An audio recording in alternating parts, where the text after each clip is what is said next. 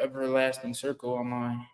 What's going on, y'all? Welcome back to the Next Man Up podcast. This is the 71st episode. I'm in a different little scenery. Actually, I think I've been in here for one of these episodes, so it is what it is. But I'm back with my guys, Latif and Max. Y'all say what's up. Yo, how's it going? What's up? What's up? We back. Mahomes, Hey, man. we here. We here. Great. I'm not gonna lie. Great championship games. Especially that San Fran one was just fun to watch. Defensive slugfest first game. This has been one of the best playoffs I feel like in a long time. I feel like every game has been very fun to watch. Did you forget Did you forget the 1 and 2 weeks where it was blowouts, bro? Like, what are we talking about? Yeah, I'm thinking of the Niners Packers, great game. Philly was not a good game. Lions Rams, great game. Bills Chiefs, great game. Lamar Jackson killed them. The Texans, sorry. But what I'm trying to think through all of them, but I'm not going to. But there have been some very good games this playoff that I feel like I don't think we've had this many in a long time. But maybe I'm speaking. I ain't gonna lie, bro. I've been very, very disappointed. Might as well just get into the first topic. Chiefs Outlast, Ravens. I don't know, man. I was very, very disappointed. I was riding high on Lamar Jackson. I really thought that it was going to be his turn to go to the Super Bowl. And then, things just crashed. My problem right now is that I see everybody putting everything on Lamar Jackson, and I'm kind of disgusted with it. First off, you can talk about Lamar Jackson. I guess he didn't play up to what we know Lamar Jackson's capabilities. But you have to think about his receivers. His receivers didn't get open at all. No separation at all. Latif was talking about why. I think it was one play where Odell got in, and then you asked why hasn't Odell been in the whole game? It's because he stinks. He's old and he's washed. He stinks. He can't get any separation. The receivers did not play well. Then you want to look at the first drive of the game. First drive, the defense lets up a touchdown. Second half they came out showing some resistance. They looked great in the second half, but I don't know. It just started off bad. People want to nitpick with Lamar Jackson. Okay, the interception was bad. I don't understand how the fumble was bad. I don't understand how people just can't give props to defense. Like, it was just a great defensive play. I don't understand why everybody's talking, it was a great defensive play. The Chiefs played well on both sides. They got in Lamar's face the whole game. I think they had 4 deflected passes or something crazy like that. Defense played really well. I'm not going to put it all on Lamar Jackson. Of course, he could have played better, especially that caliber of player. But I just don't understand why he's getting all this hate, bro. I don't understand, bro. I really don't. Okay. You want to talk about receivers, Jaden? He had multiple opportunities to run the ball. Lamar Jackson is one of the best running quarterbacks in NFL history, if not the best. You talking about his receivers not getting any separation? Well, you're facing the best secondary in the entire NFL.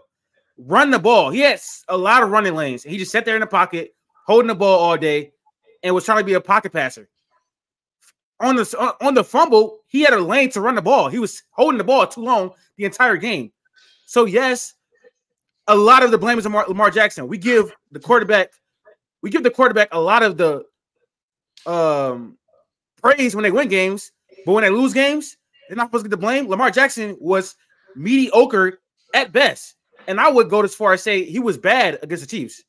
He had a fumble that was costly. He had an interception that was super costly. And he held the ball way too long the entire game. Sure, the play calling. Who would you put most of the blame on? Would you put it on? I can't even say the defense because the defense showed out in the second half. First off, Zay Flowers, Zay needs a lot of criticism. First off, I don't know the amount of yards that he got, but you get all the way. He had 100. He had 120 yards, I think. No, he got a 50-yard pass. He got a 50-yard pass for that taunting penalty. Yes, he was hooping. The thing is, Zay was hooping, but the thing is, he He messed up at the most inopportune times, and that's what bit him in the tail end most, bro. Are you guys mad at him diving? Are you guys mad at him diving? I'm not mad at him diving. I'm not mad. I've seen people say they're mad at him diving for the red zone. I think that's stupid. You're supposed to dive. Hit it out. Go for it. I'm saying amazing play. I feel like it's stupid to be mad. Be mad at the taunting. That's fine. I think it's dumb to be mad at Zay Flowers for diving for the red zone. That made no sense. I was mad at McCole Hardman when he did that because they kind of tackle him, and then he just tried to like do extra, bro. Like you already, you know what I'm saying? But you, like, I was mad about Go Hardman. I Like, the wasn't next mad play is about not- him diving, but it's like the taunting is what really made me mad, and then like him getting the ball knocked out just sealed the deal. Like I was over it. And then bro went on the sideline and then just like smashed his hand and stuff like that. Like, bro, you gotta control yourself. I understand you're a rookie and all this other type of stuff. Like, you know, you don't have like the proper experiments, you know, your emotions are flowing, you've never been here before, but you gotta, you know what I'm saying, you gotta calm down, bro. So it was I will give the blame. I will get the blame first. I will get the blame first to the head coach. I mean, I'll get the blame first to the coaching staff because Monken abandoned what he's been doing all year. Y'all are the best rushing offense in the entire NFL, and the running backs had 6 carries. Lamar Jackson had like 8 carries, and it wasn't design runs mostly. So they abandoned the running game for I don't know what reason. The Chiefs aren't good at stopping the run at all. So you watch Buffalo run the ball down their throats, and then you came into the game against the Chiefs and barely ran the ball. I don't get that at all. It was insane. So I'm gonna give the coaching staff. John Harbaugh got thoroughly outcoached. Todd Monken got thoroughly outcoached by Andy Reid and Spags. So I'll give them number 1 blame. 2 is Lamar. 2 is Lamar. I don't care. He had 2 turnovers. He's the MVP of the league. He's the best player on the team. You had to step up. And time again, we get into this postseason thing. I said last week, he got the monkey off his back. He did a great game. But at the highest moment of the season, he folded. So I'm gonna give him the second most blame. All right, can I go to my little thing? So starting out with the Ravens, I 100% agree. It's what I said last week. If Lamar does not play well today or yesterday, sorry, like I don't think we talk about that Texans game, right? It's cool. We talk about it, whatever. But like this is the game to remember, and he folded here. I agree. I think that I'll blame the coaching staff more. There's adjustments that could have been made, play calls that could have been made. Maybe they call run plays and Lamar audible. I don't know. But they obviously were not. Yeah, I agree. They got outcoached. Like I said, I'm not mad at Zay Flowers in the slightest for diving on that play. The next play is not guaranteed. Like I was going to say, it's not guaranteed. You need to score there, right? It's clutch play, whatever you need to score. But yeah, the taunting penalty is his fault. It's sad to see Lamar's season end like that, in my opinion. Great season all year long, and to lose it like that is brutal. Shout out the defense is amazing though. Got them stops they needed. That was huge. They got the Chiefs scored 0 points in the second half. And Lamar just couldn't do anything on the offensive side. L'Jarius Sneed deserves a lifetime contract in the city of Kansas City for that punch out. That was rewatching that. I thought it was a touchdown. I was like, oh, he got over. He's punched it out of bounds. That was an amazing play, especially after getting burned last time on the play 3 or 4 or 5 plays before. That was an amazing punch out. The Chiefs completely obviously scores that 17-17 different game. They might kick a field goal and win. That play is insane. So L'Jarius Sneed hooped. And for the Chiefs, for the first time, I feel like in a long time, they relied on their defense. Their defense came up in clutch plays, made stops, and got them the win. They didn't have to rely on Mahomes. When's the last time in playoffs they did not have to rely on Patrick Mahomes to make amazing plays and win the game for them? They scored 0 points in the second half. I understand that, but the Chiefs, even in that Super Bowl against the 49ers, Chiefs defense played really well. But they still had to come back. They still had to come back points-wise. Pat Mahomes did nothing. Obviously, you send plays, whatever, you use time, but scoring 0 points. You did not score a single point in the second half. Yeah, I understand that, but they've been relying on the defense. They've been relying on the defense in the second half for the entire year. In the playoff, it's different. They had a shootout with Buffalo, right? Who did they play the first round? Miami. Yeah, you walked all over Miami. It didn't matter. This is the first time where you have a test against a great offense and a great defense, and your defense came out on top. And I think when we see that next week, I think you have confidence going into there saying, okay, both offenses are comparable, I think, but you have confidence in your defense being on the field and not thinking that if you're down 20 that Mahomes is going to have to outscore because your defense can't make stops. So from the Chiefs' perspective, I think this was a great game. Long slugfest that I think we could be looking at the Super Bowl at the same time. Pat Mahomes, again, just the ability to win these games is crazy. But I think the defense, it was just a defensive game overall on both sides of the ball. Obviously, a 17-10 game is not going to be an offensive shootout. But I was very impressed with the Chiefs defense, with the stops they made, especially in the clutch time. Before I ask you, Latif, what was I going to say? I'm going to agree with you and say that, Lamar didn't play up to what he was. He was definitely mediocre, although I don't agree with all the slander that he is getting. But for Lamar to, get over that hump, get to the Super Bowl, for me, he does have to perform in the playoffs. I know last week we were talking about how, the Texans game, if that solidified him being past a bad playoff performer or even putting him in that category of being a good playoff performer. I don't know where this game puts him. Honestly, it is against the Chiefs. I know, that kind of does sound crazy, like a cop out, but it is the Chiefs. So I don't know where that necessarily puts him. But for him to get to that next level, to get over the hump, I think Lamar has to play better, and that's just simply what it comes down to. Like you said, he had many running lanes, he didn't take them. Obviously he needs. I can't even say he needs better weapons. He's been playing with these type of weapons throughout the whole season. And he's been making it work. The defense played phenomenal in the second half. So I'm not even mad at you saying that it's on him. I'm not even mad at it. But what would you say is something that Lamar or needs to happen with the Ravens to get over the hump? They definitely need to go out and get another weapon. Zay Flowers has wide receiver 1 potential, but the wide receiver 2 situation is not great at all. Odell Beckham is done. He's done. He's finished. Who else they got? Devin Duvernay, I believe. Are we counting tight ends? Because you got Andrews and Likely. They obviously have Andrews and Likely. Yes, they have a good tight end duo. Yes, but they need to go. They need to go get a wide receiver 2 in the draft. I would say. They could probably use help on the offensive line a little bit. They had a good offensive line all year, but the playoffs really show they need depth. They get injuries. The playoffs really show like what you need. It really does, because when it comes down to it, this is the flaws of your team. I think they have like a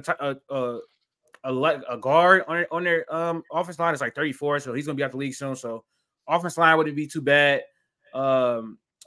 I wouldn't say running back. They like plug and play running backs all the time. They don't need to get running back.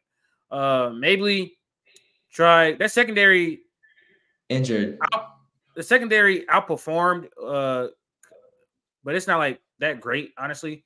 They just have great linebackers. And Kyle Hamilton is obviously a superstar, great safety.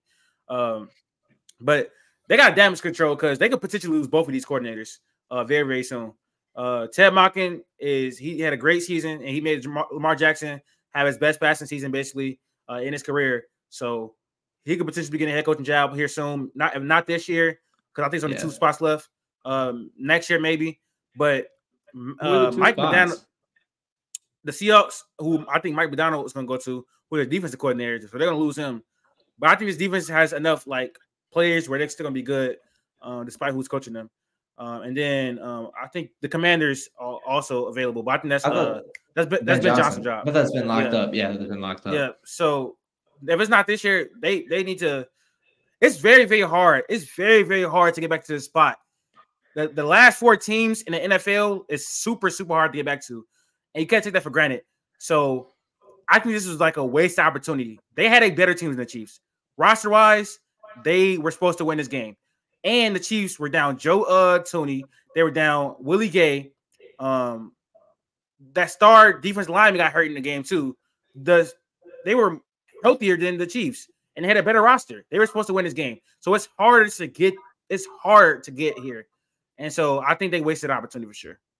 Are we going to speak about like what happened with Kadarius Toney? Why was he out? Oh, he sucks. He's a healthy scratch. But they took him out, right? The Chiefs took him out. Of course, he's a healthy scratch. He sucks. He came out and said that he wasn't injured, and then I saw Andy Reid. Andy Reid's explanation, it was like, nah, he's on the injury list, so he's injured. But like, it was like, I saw it was hip and personal reasons. That's the 2 reasons he's out for.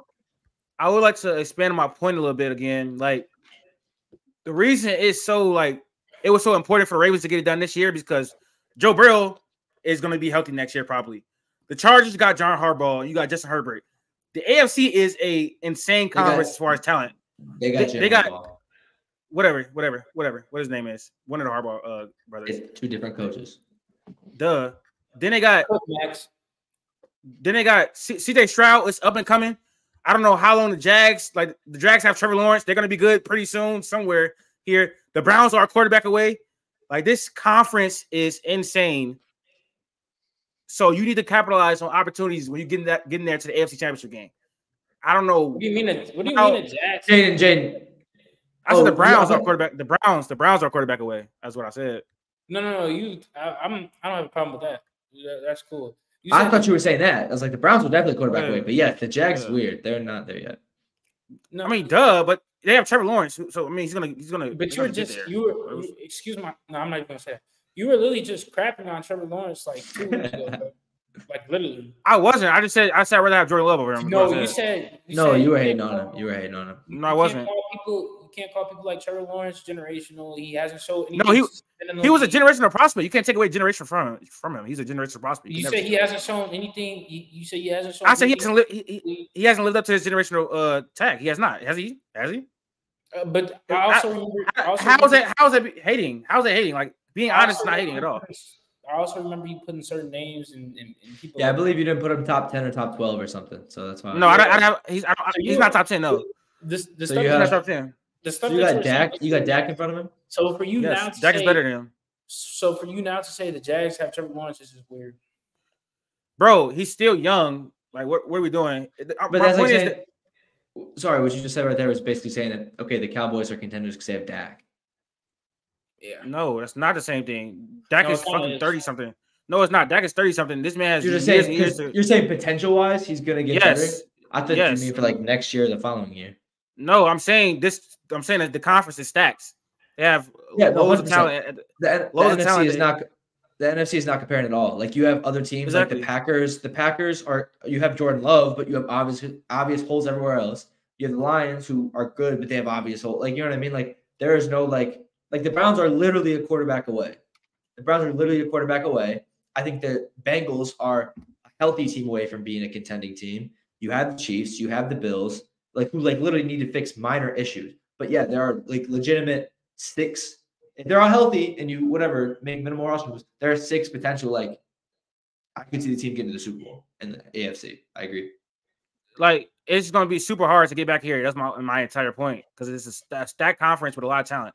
Like it's going to be way harder in the NFC to get to back-to-back long playoff runs like the 49ers have than it is in the AFC. Now, and it's even harder in the NFC because look at the Eagles. We thought they were going back to Super Bowl or NFC Championship at least, and they got out in the first round. So playoff football is super hard to get back here again. The Eagles, they do have I don't know. It's different. Like if you have a sound good team, the Eagles had holes all year, and that's what ended up hurting them. You know what I'm saying? They didn't look like. I feel like more like the Cowboys. The Cowboys looked like they were invincible for a little bit, but then they just go up against the Packers. But in the NFC, yes. I don't know when the Cowboys looked like they were invincible. I don't know. In the NFC, in the 1990s. No, I'm saying the NFC playoffs. I did not think they would lose first round like that bad. I honestly said it was gonna be close, but not that bad. So I had a second round ceiling on the Cowboys. I can't lie. They saw the 49ers, which they would have. Did you say it on the podcast? You said it on the podcast? I don't know. We didn't really talk about the Cowboys much. I call both these games right on the podcast on the last episode. I got both these games right. Just throwing it out there. Oh, all right, the right Super Bowl prediction. Throwing it back. The Lions blew a damn 17-point lead. Like, you didn't account for that. I did. So appreciate it. Who accounts for that? Who accounts for that? You didn't. I did. I said the 49ers were going to win. No, you did not. No, that's not accounted for a 17 I said, you can also go back. I said it was going to be a close game. The Lions could definitely win this, but give me San Fran. And the Lions looked like they could win it, but then San Fran took it at the end. Since we're talking about it. The Niners make 17-point comeback against the Lions, to go to the Super Bowl. Man, I'm actually happy that this was the outcome, but I will say the Niners are not beating the Chiefs. Like it's very apparent. And the reason why I say this is because you go what, bro? He's gonna give Pat Mahomes like this, he's gonna give Pat Mahomes like this victory. No, he's gonna say like this Niners team is the best team ever, and if Pat Mahomes wins this, it's like 6 rings in one. Like he's gonna. Can you please finish it? Why would he say that? Can you just finish? I'm saying you're gonna say that, Latif. You were gonna say that. No, I was not gonna. Last, my bad. But last week was his hard assassin for like that Ravens team was insanely great. But go ahead. The reason why I'm saying that the Niners will not win this game against the Chiefs is because they go against a young Packers team, and they go down. Every time they come out, it's very lackadaisical. And this is the second time that they came back from lead like this. You can't do that against the Chiefs. You can't do that against Patrick Mahomes. You can't do that against the defense that the Chiefs have. That's not going to be able to work, honestly. You can do that against the Packers. They're young, they're inexperienced. Lions, you can say that too. Brock Purdy played great. But yeah, the Niners are not beating the Chiefs. The only reason I made that face is because Jaden, I don't want you predicting anything with Pat Mahomes in it. Please, bro, please just leave. I don't want. You're strange. Yeah, you just said Lamar Jackson. You just said last week Lamar Jackson was beating them and all this other stuff. He wanted. Make it a TikTok. Make it a TikTok. Lamar Jackson is going to win the Super Bowl. Like, no, bro, just don't. He said, remember this moment. I predicted that it was going to be San Fran. Exactly. Don't predict nothing with Pat Mahomes. Just stay away from him, please. There you go. Stay on your side. You want to go Latif or can I go? No. Ahead, let me ask you a question, though, Max. Who deserves? I feel like you're going to say Dan Campbell, but who deserves the most blame in this hell? To be honest, I don't think it's Dan Campbell. I know a lot of people are hating on him as a coach for the fourth down calls. I don't like if I'm a Lions fan, whatever. I don't. That's what he's done all year. Like I don't want to go. You shouldn't go into the NFC Championship and not play how you want to. Like he played how he wanted to. He put his stamp on the game. Like that's a Dan Campbell game. Like he went for it. I mean, it's just the play. Obviously, like the defense couldn't. They could not guard Brandon Ayuk anywhere. The secondary has been their biggest issue all year. Cam Sutton couldn't guard. The Ayuk touchdown was just insane. Like you can't account for that.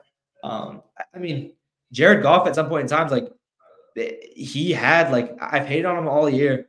I would say I hated on him. I just didn't think he was a Super Bowl caliber quarterback. In the first half, he looked a little shaky. Like made the wide open throws. Second half, he threw dots, and the receivers just weren't catching him. I think like that's I guess at the end of the day, that's probably the biggest thing is the drops. Like they dropped on the last drive of the game. Laporta dropped one, Reynolds dropped one, J-Mo dropped one in the end zone. That one towards the end of the fourth quarter, it was on the left side of the end zone. Goff threw a beautiful pass over both defenders right to J-Mo, right through his hands. Like he can't throw you a much better ball than that. Like you could throw it a little closer, I guess, but like it's not much better. Goff played well down the stretch. He just couldn't make catches. So I'd say secondary and the receivers, like secondary couldn't get stops. The receivers couldn't catch. The run game died. Like it was just they switched. It was the weirdest thing ever because like everything they were doing just stopped in the second half. And you can account for defensive schemes. You can account for different offensive schemes on the Niners' part. But just I'm not blaming Dan Campbell. I don't hate the fourth down things. Like I think a lot of people are putting all the blame on him. I'm not blaming him. Just key drops. They're a young team. You can't have those key drops on the last drive of the game when you're trying to go down and score. And the secondaries got lit up. Brock Purdy. And Brock Purdy's runs. That was the crazy part of the game for me. There was 3 or 4 just Brock Purdy got out of the pocket and just scrambled for 15, 20 yards. I was not accounting for that. But, yeah, the secondary was just shaky. Like, just no one was making plays in the second half.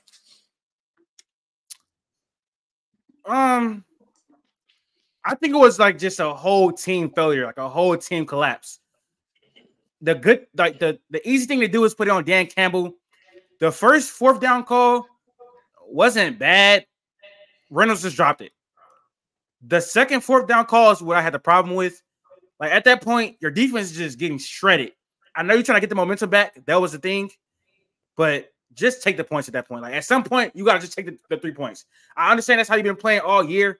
But like at that moment, it felt like for me, if you don't get this, the game is over. And it was. Like, that's what I felt like for the Lions. If you don't get this fourth down right here, the game is over. And it was. Also, the defense shit the bed the entire second half. And then it was just drops. Opportunity after opportunity. Anybody saying Brock Purdy played better than Jared Goff yesterday is insane.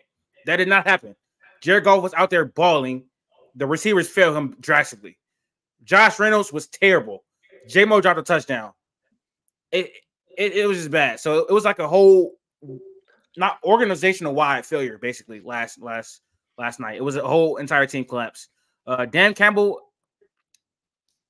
I'm not gonna give him like all the blame. I was hard on him, but like with the time it's past now, reflecting and hearing other people's takes, it's made me think more as like, yeah, I get what other people saying. Like Dan Campbell, you can't put it all on him because that is how they playing all year. I get what Max is saying, and I understand that he was trying to get the momentum back because if you get that fourth down right there, that's very good for the momentum of the team. And football is so much built on momentum. Yeah, that fourth. I'm tired of Dan Campbell playing Madden, bro. Like, stop. But like people are like, oh, you can't just bite everyone's kneecaps off. Like that's what he doesn't want to play safe. Like if you're a coach, you got to play by that. You know what I mean? Like that's his signature thing. Latif, that fourth down you're talking about was the 4th and 2. Jared Goff scrambled through short, right? To Amon-Ra? Yes. Okay. My only thing is, I do think Brock Purdy played really good in the second half. Obviously, I don't think Jared Goff. They went up by a lot of points, but like a lot of the throws, like the first you had 2 Gibbs touchdowns and a J-Mo rushing touchdown. A lot of throws just like wide open. I'm not hating on him. I think he arguably played more impressive in the second half just by like the types of throws he was making and the kind of pressure he was making. But I agree, his receiver just couldn't catch. But Brock Purdy, like the use of his legs, is something I don't think I've really like recognized him do before. I thought he did get against the Packers. He played well in the second half. I can't take that away from him. But he got extremely lucky. Like extremely lucky. Wow. He threw a pick. What do you mean? He threw a pick. He threw a pick on the IU pass. That was a 50-yard catch. That was a pick. The receiver just catches it. I don't know why the receiver not the receiver. The DB just catches it. He got extremely lucky. He's been getting extremely lucky but it takes luck in a Super Bowl run. You need a lot of luck. This is football. Like you obviously get luck. But I just hope people weren't saying that he played better than Jared Goff. That did not happen. Like Brock Purdy has been painfully mid this entire playoffs. He has, respectfully. He has. That game, the second half can't be mid. You cannot call it second half mid. That was not mid. Yeah, that's crazy. I said for the entirety of the playoffs is what I'm saying. This game is the playoffs? He looked more. It is. It's more than one game though. It's more than one game. Is it not more than one game? But you said the entirety of the playoffs. They played like 3 games. In the 2 games, he's been mid. 3. No, they played against the Packers and they played against the Lions. They had a bye. I don't think he's been mid the entirety of the playoffs. Oh, yeah, 2. I don't know why I said 3. His body of work in this playoffs has been mid, is what I'm saying. Yeah, I don't know if I agree with that. He hasn't been good. He played terribly the entire game against the Packers, and then in the last drive, he stepped up. Okay. That's one drive. All right, so like we talked about with the Ravens, how do the Lions get back in this spot or, get to the Super Bowl? So, I'll just hop in first because being around Lions fans all the time, if that secondary does not get changed, I think Detroit might riot. They need to change pieces in the secondary. Cam Sutton doesn't get burned like it seems like every play. They just have injuries back there. Like they need to fix that up. They need another receiver. I don't think Donovan Peoples-Jones is going to stick around. J-Mo is obviously needs to play a full season. I think him and Amon-Ra can complement each other really well. That's the thing. Like I think I keep getting hate for saying it, but like you need to like the defense is the issue. And I think you got to obviously get a new OC for Ben Johnson. I'm fine with Aaron Glenn there. But, like, if you can get a transcendent quarterback, I think you have to do it. Jared Goff's a good to great quarterback in the league. I just don't know if I'm going to talk about him as a Super Bowl MVP, lead your team to a championship quarterback. So, I know they were close this year. I think it was the perfect storm.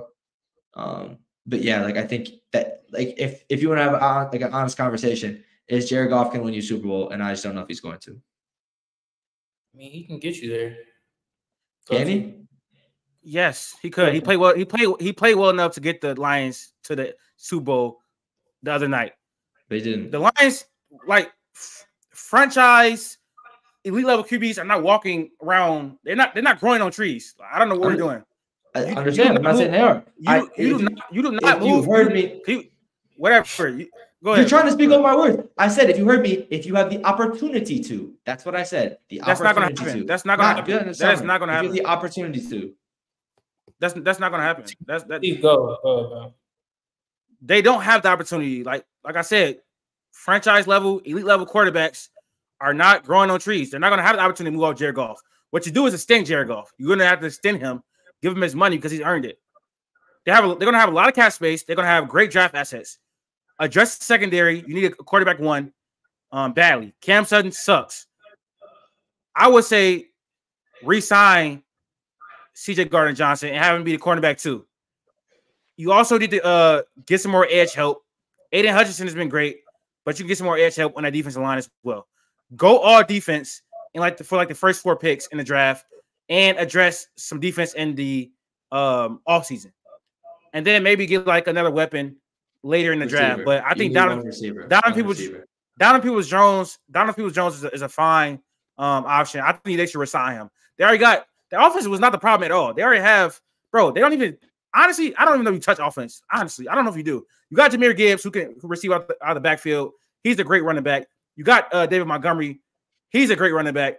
You have Sam Laporta, who is a great tight end. His trajectory is like insane. And then you have Amon-Ra, who's a top 10 wide receiver in the league. J-Mo, full season, just be a deep threat, open up the offense. They don't need to adjust offense at all, honestly. I don't think they need another weapon. For what? They don't really need it. They really don't. I think, trust me, I think if you have Jared Goff in like a perfect situation, like a team like San Fran, yes, he's obviously going to be fine. But that's not there yet. I think the defense is the issue. But the big issue was drops. You need drops. So I think you get one receiver in there. Like to draft one receiver in a receiver deep draft, I don't think it's crazy.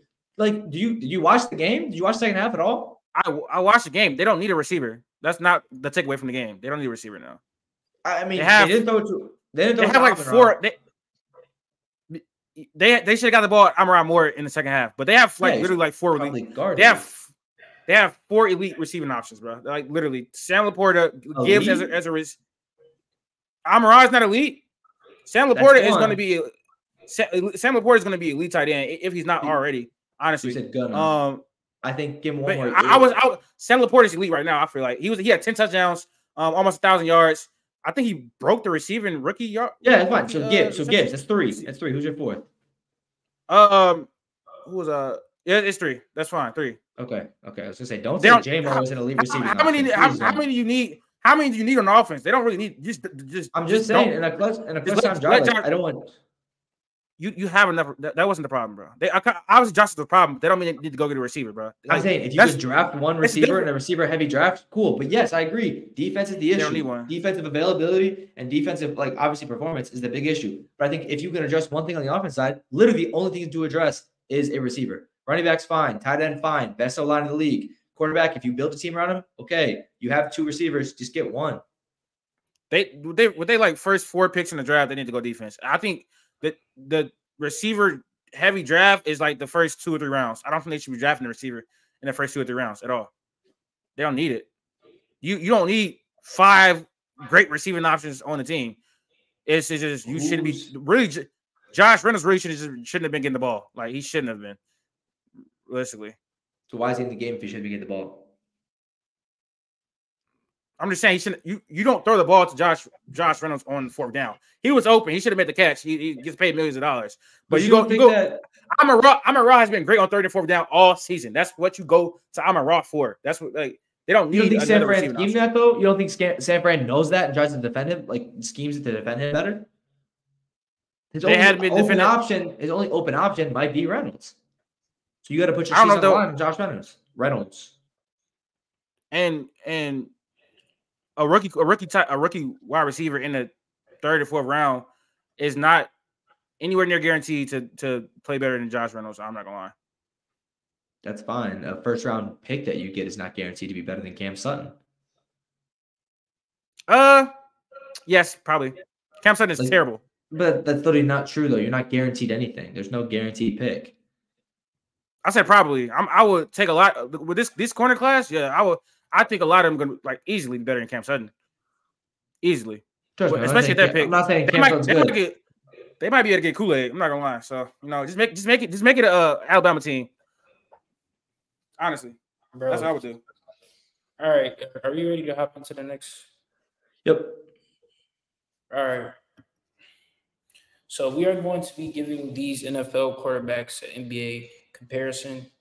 The first player is Patrick Mahomes. I'm gonna go first because I know Latif is gonna try to make some elaborate answer that in the end doesn't make too much sense because this is an obvious answer. Um, I think Max will probably follow suit too. I don't know, but my obvious answer is LeBron James. Um, it's going to be the same thing for a lot of quarterbacks in the league. Just not getting a ring because of Patrick Mahomes. Um, we can talk about the finals appearances with LeBron James. We can talk about the Super Bowl appearances, Patrick Mahomes. A lot of it is very linear. Patrick Mahomes gets compared to Tom Brady. Um, LeBron James gets compared to Michael Jordan over like who's better and all that type of stuff. So it's pretty linear. I'm gonna go with the obvious pick and say LeBron James. Let's see if you can give your pick. Did you name all four quarterbacks? I named one. I said the first. He just talked about Mahomes. Say who we're doing it for. I said first we're doing Patrick Mahomes. Yeah. Just let's go through all the names if you want to have that start off or something. Okay. Anyways, as far as Patrick Mahomes, I'm gonna go Steph Curry. I think he's just that special of an offensive player. Obviously, no, I'm not laughing. I'm laughing because we all had different answers. No, I go out of dumb. I'm laughing. That's stupid, but continue. Well, that's who he's been compared to his entire career, basically, as far as the NFL. I don't know. That's not dumb at all. No, I'm gonna go with Steph Curry for Patrick Mahomes. I think he's a crazy offensive player, and like he changed the way he's revolutionizing football right now. I feel like, and the Chiefs remind me of the Warriors as a dynasty as a whole. He's a leader of that. He does crazy like trick shot like plays on the field. It's like kind of gimmicky. So that's why I'm going with Stephen Curry. So for all my picks, I didn't know we could do all times. I just only did current day. I'm just going to preface that now. I definitely thought one of our people would overlap, and I'm thinking that my comparison is kind of bad now. But I'm going to stick with it. It's Jokic. I picked Jokic, currently the best player in each league. You can JoJo hype is whatever. Jokic is still probably the best player in the NBA. Their passing ability is obviously insane. Sneaky athletic. Mahomes can get out of the pocket and go. Jokic can dunk it here and there. But it's really just they can put whoever they want in, and he can make them all superstars, right? He can pass the ball. He can find the open man. The way he can play with whoever is insane. Jokic, obviously, like I'm not thinking as much of the success. I agree with the LeBron and the GOAT aspect and the Curry and the championships. I'm thinking more just play on the court and their role on the team. I think Jokic for current day is probably the best comparison for me. I think that's a good one. I was thinking about that. Like I was a few weeks ago, I was saying Jokic. Like that, I really thought about that. That's a great comparison. I like that match. Curry never even came to my mind. I'm kind of like sad. I was like, when I was thinking of all these three players, Curry never even came to my head. But I forgot he hooped. I think LeBron is like. I think LeBron is more so like. I think LeBron's been kind of LeBron's been compared to Tom Brady because of the longevity. A lot of times. All right. Yeah.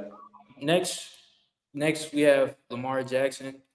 For this one, I'm probably gonna say Joel Embiid, especially as of late.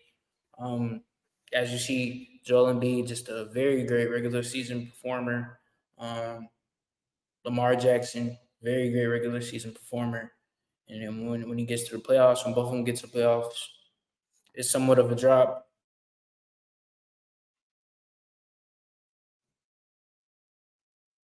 You just cut out. You back? Yeah, they don't play up to their potential or up to their capabilities. So I think a pretty good comparison for Lamar Jackson would be Joel Embiid. For my Lamar Jackson comparison, I'm gonna go with James Harden. I think great regular season players like MVP seasons. Obviously, James Harden didn't win 2 of them, but he had numerous like MVP level seasons. So has Lamar. But when it comes to playoff times, they either stay at this level or drop off a little bit. And I think that's the same with James Harden and Lamar Jackson. And they both peaked at the conference championship round. Obviously, Lamar's career is not done, but Joel Embiid, for me, has never made the conference championship. So that's where it goes. It differs to me. I was between two this whole time. Two people who are currently in the MVP race. For some reason, I wanted to say Shea. Just the versatility of both. Shea can defend, Shea can score. Both leading great units. Obviously, Lamar can run, Lamar can pass. I do think the best comparison though right now is currently JoJo. Great regular season stats, just not been able to get done in the playoffs. Both leading great units. Yeah, it's just like you're just waiting to see him do it in the playoffs. It's not saying that it's never going to happen for both sides, but they've had time and time again to try. Lamar, I think, has been a little more with injuries, but yeah, you're just waiting for them to get done in the playoffs, what they're doing in the regular season. Bro, but like Lamar elevates lesser talent, though. I don't think JoJo does that. I think James Harden did that in Houston a lot. Like a lot. Like that's different. But are we really blaming it on the schemes or on Lamar? You know what I'm saying? Throughout his entire career, he has never had like great weapons. So that's always a fallback on Lamar Jack. Like that's what you think of fallback, like the escape. Like Lamar never had great weapons. So yeah.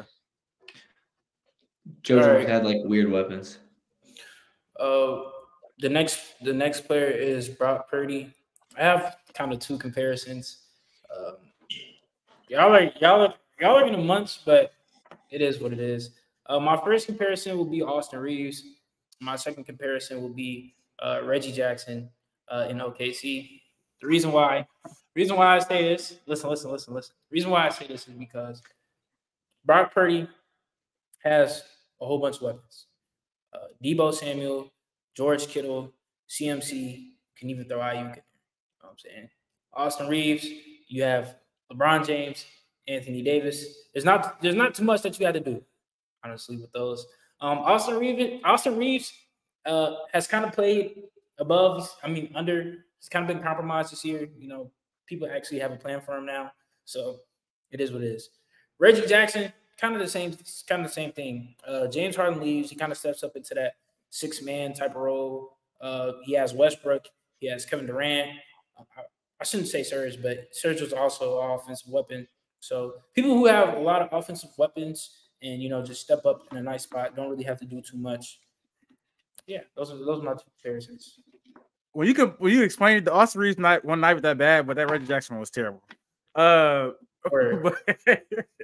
right, this is my comparison for Brock Purdy is Isaiah Thomas. Both the last picks in so stupid. Can I finish, bro? Can I finish? It's dumb. I knew you were gonna say that. Can I finish my thought? Both were the last pick in the draft, Mr. Irrelevant, so they got that in common. Also, Isaiah Thomas had those 2 great seasons where they went really, really far in the playoffs. Obviously, I think Isaiah Thomas had a little bit more to do with his team's success those 3 years than Brock Purdy, but I think it's a strong resemblance, and they were counted out. They were doubted, Mr. Irrelevant, and they had a few good seasons in the NFL or NBA. I don't think Brock Purdy will be this great for this long, but I think both of them also were just good players. Like they weren't great, but they were just good players. That's my comparison. I'm not gonna hate on it. I don't think it's the greatest comparison, just because IT was like, he was give me the rock. I'm gonna score this myself. Like I've never seen Brock Purdy like. Yeah, I just said he had more. He had more to do. I get you, but like significantly more. Like significantly, you know what I mean? Like it's like who's Isaiah Thomas's best offensive weapon? Jay Crowder. Yeah, I was gonna say Jay Crowder. Avery Bradley. All right, I got 2 comparisons right now. Okay, first I'm gonna go. You guys got to hear me out on the second one. All right, first is gonna be Mikal Bridges. Okay, first is gonna be Mikal Bridges. He is really good at doing his role, and we saw it on Phoenix. He gets his new role as the guy out in Brooklyn, and sometimes he hoops, and sometimes he doesn't. It's a very hot and cold thing, and you're still left to think, is he really the guy? And I think that's what's going to happen with Brock Purdy if he ever goes somewhere else. He's going to be good and then bad, but he was elevated by his team. My one that I've stuck with this whole time, and it's not really, I think it's, I don't know, whatever. It's Derek White. Derek White is my comparison. I think if you take Derek White and Brock Purdy away from the situations, I think that they are still good and competent teams. By the way, you guys both shaking your hands like, thank God. I thought this was going to like absolutely tank. Derek White has elevated his game completely. Obviously, he's a much better player right now than he was years ago, but it's also elevated by the players around him. You have two championship caliber teams, both with elite scoring options, right? They don't have to be the main guy. They don't have to take much load. Pause. They are able to rely on their teammates, defense, offense, whatever. Derek White, I think, is a lot more like gritty, go do his own thing. But at the same time, we just saw Brock Purdy do the right plays last night. So I think both those two guys are very, very good role players, and obviously are thriving in the systems they are in. I don't know if we say that if they're in other systems. All right. The last comparison is Josh Allen. This one is kind of hard for me. I was kind of thinking about Harden, just because all the battles that he's had with the Warriors, them being the best team and just not making it out. But honestly, just to stay on pace with my previous comparison, I'm just gonna say any Eastern Conference team or anybody who actually posed a threat to LeBron James, honestly.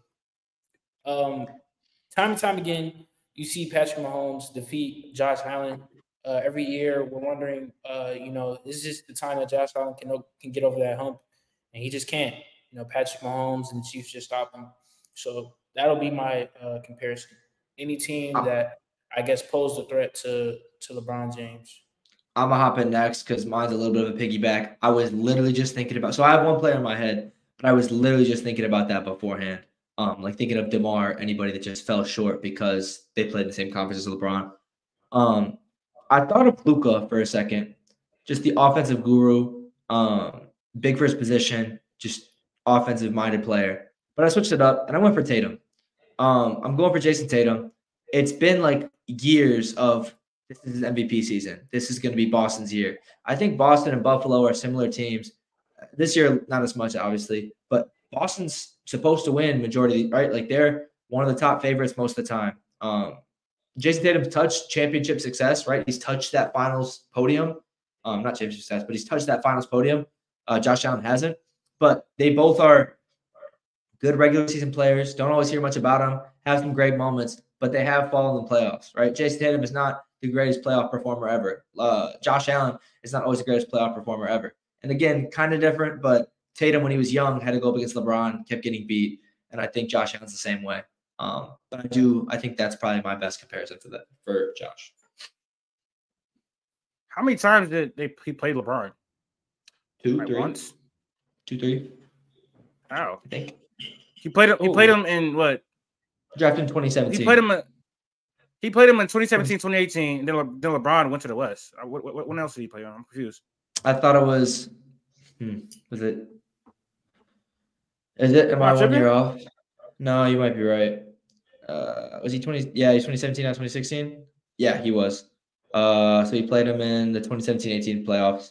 I thought they had one more year together. I thought they played twice. No, he played LeBron one time. That's when he got dunked on. That's when he got dunked on. Right? That was that series.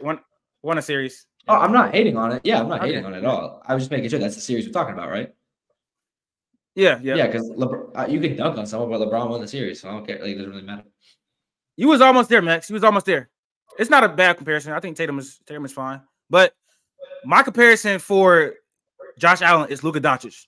You gave me a look. You gave me a look. I thought you were mad at me. Sorry, I thought you were mad at me. I thought you said it was bad. Consistently elevates inferior talent around them to great offensive performances. Hold on, my freaking Siri, bro. I hate this dumbass. Stephon Diggs, bro. Stephon Diggs, Kyrie Irving. Bro. Hold on, bro. I hate Siri, bro. Anyways, like I said, bro. Yeah, you're kind of echoing in the back too, by the way. Mike's good, but you're kind of echoing in the back. You hear that, anyways. Oh, it's you. Yeah. Hold on, bro. Stephon Diggs, Kyrie Irving is kind of a good comparison though, as Batman or as Robbins.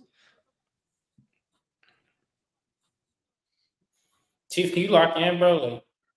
Bro, my stuff tweaking, bro. Shut up. Anyways, they consistently lead top offenses year in, year out.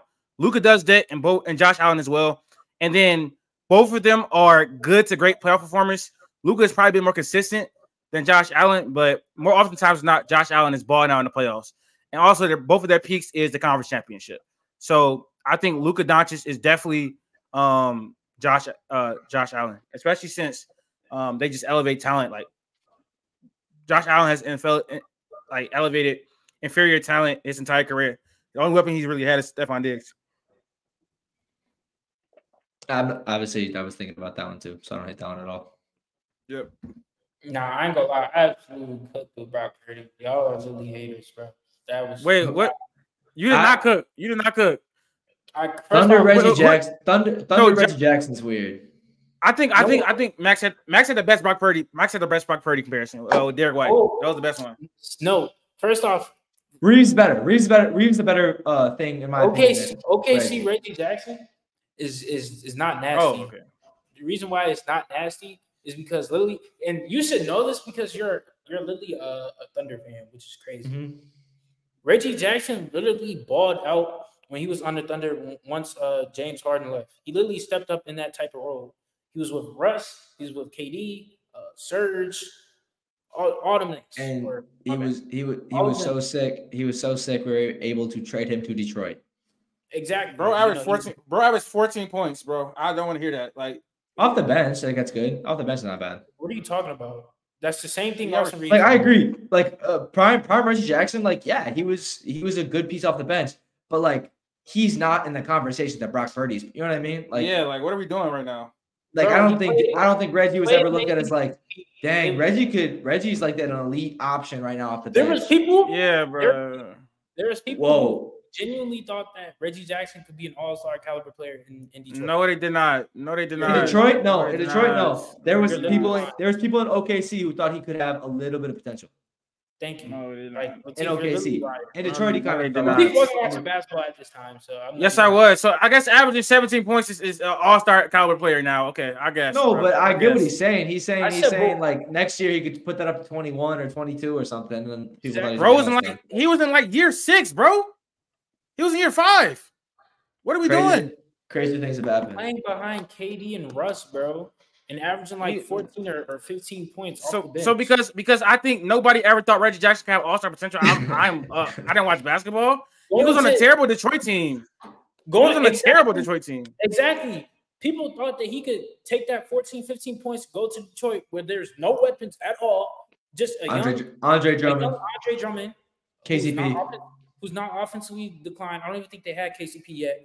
Greg Monroe. They had KCP. Trust me. They had KCP. They all had the blue Motor City shirt jerseys when that was a thing. Okay, I remember that picture. I went to a game. Okay, somebody who showed potential behind KD and Russ with Greg Monroe, Andre Drummond, who is not offensively inclined at all.